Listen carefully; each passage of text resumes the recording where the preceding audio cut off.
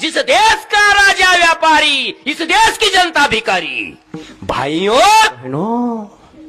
कपास को भाव होना कि नहीं, गन्ने को भाव होना कि नहीं, 2 गुना।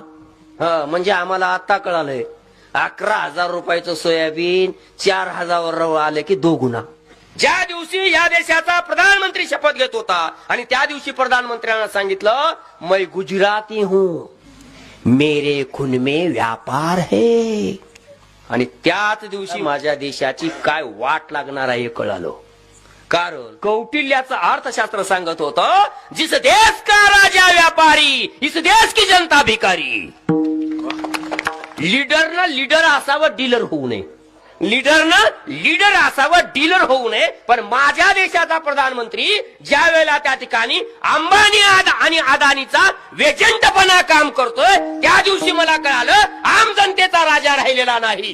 छत्रपती शिवाजी महाराजांना सुरतेला लुटलं आणि शेतकरी कष्टकऱ्याला वाटलं। इतिहासाचं चक्र उलटा फिरतंय। शेतकऱ्याला लुटलं आणि अदानीला वाटलं, अदानी नावाचा माणूस आम्हाला माहित नव्हता।